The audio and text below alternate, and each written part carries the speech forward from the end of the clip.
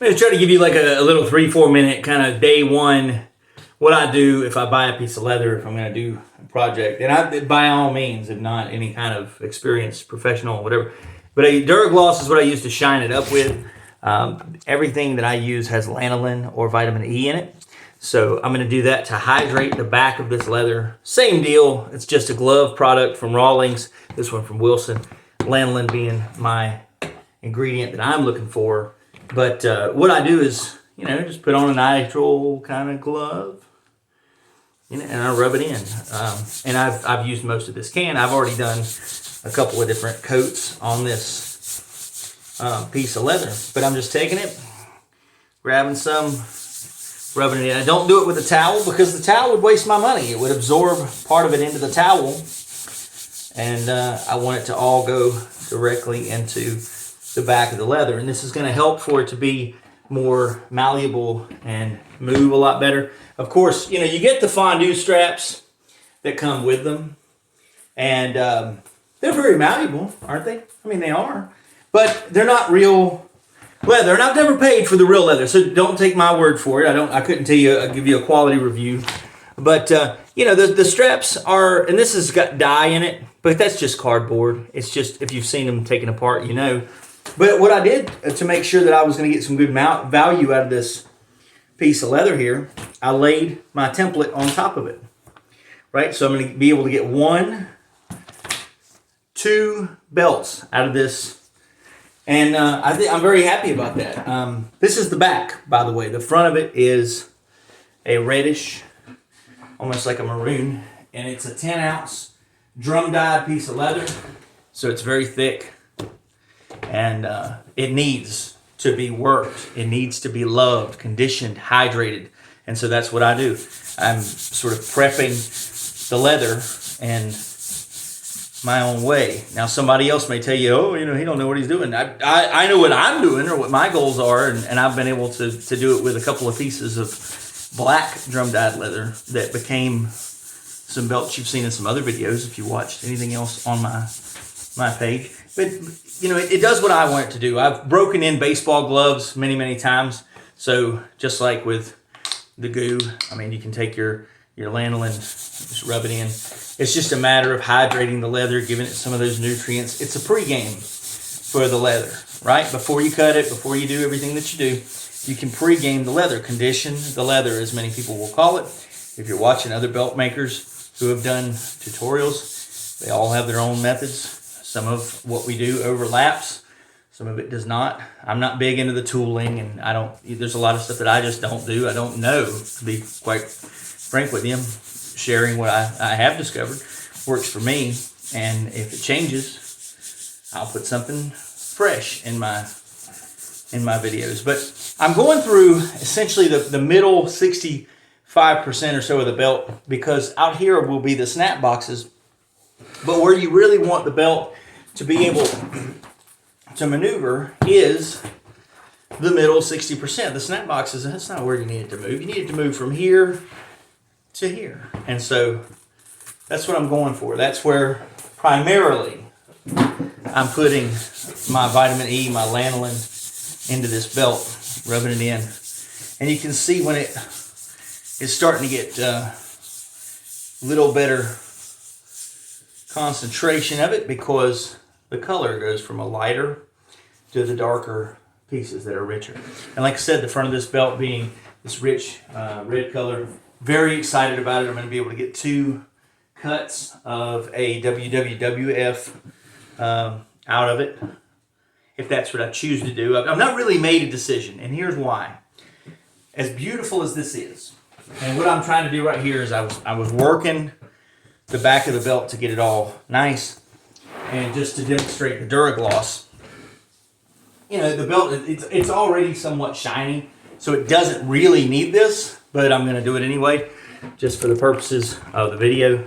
DuraGloss, you really want to pour it on a rag, so I'll do that, but just, you get you some on there. It doesn't take a lot.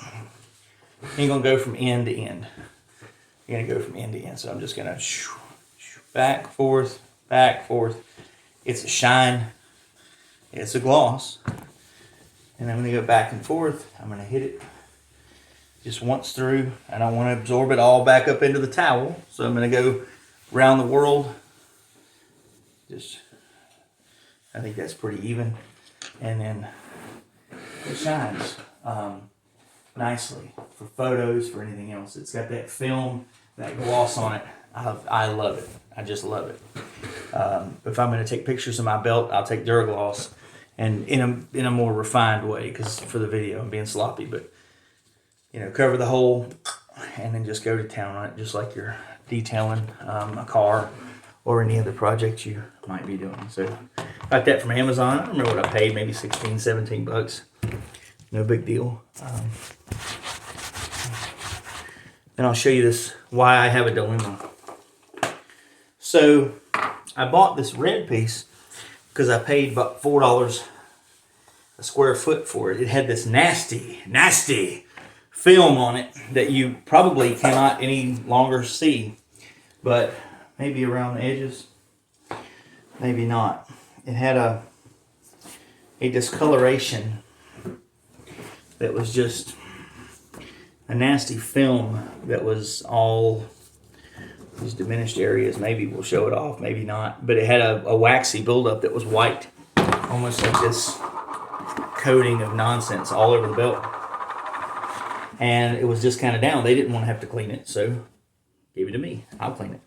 So here I am. I'm going to roll it both ways. I'm going to roll it for malleability. I'm going to roll it across once. And then I'm going to take and I'm going to turn it so that the nutrients stay on the inside. And just like you would do carpet or wrestling mat or anything else, I'm going to bend it through, roll it, get it going. And be nice to your belt. Do it with love. Do it with love. Give it a little bit of here and there. Make sure that it's not crimping and crawling.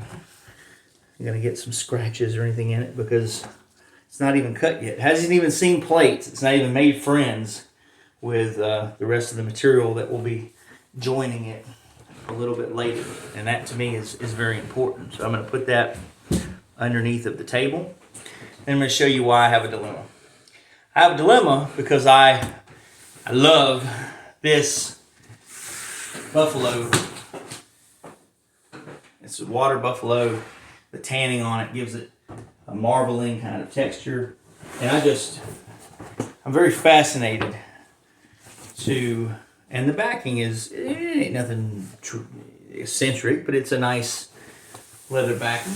And I'm very anxious to see to maybe take the plates off of a gold, I've got a gold FANDU Backlund belt, and just lay them here, lay them on the red belt, try them on the front of some different materials, and then just think about it for a few days. I could do the same thing for the video. I could treat this with, some DuraGloss. But look, I mean, this thing just it's the tanning process on this thing is just beautiful. It just shines. It's almost like what you would make a Bray Wyatt or a Mankind belt out of. I am gonna probably make the Backlund belt out of the red, if I had to guess. But I really like this. And one of the reasons I really like it is I'm not good at tooling. I don't do all that detail, all that artwork and stuff. So I figure this will speak in place of the artwork. And there's a very good chance I'm going to take like a 2013 WWE title.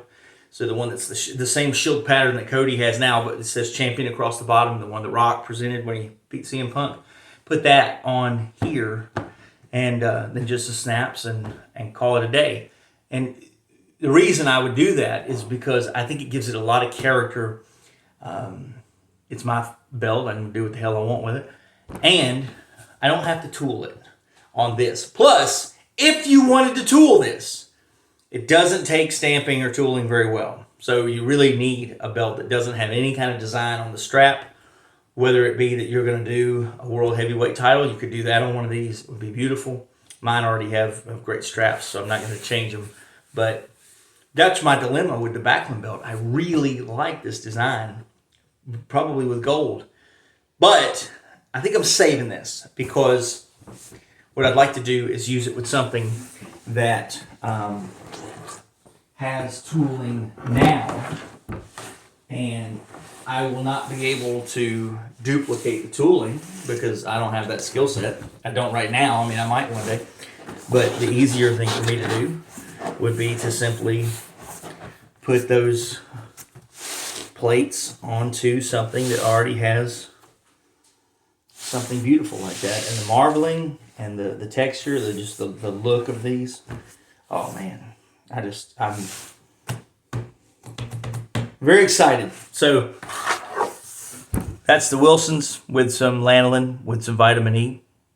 I think I knocked the Rawlings off the table. It's called Glove-Oleum. I bought it a couple of years ago. But they make several brands have their own.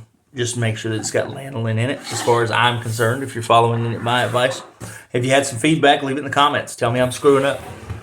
DuraGloss has been great for taking pictures. It doesn't matter if you have the replica FANDU strap. The only FANDU straps I currently use are the tooled ones that come on the World Heavyweight title and the Andre belts. They have the crocodile backing.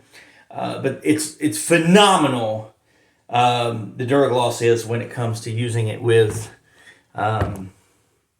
anything that's real leather. It's just phenomenal. So I hope you guys have a great day, and thank you for listening to me.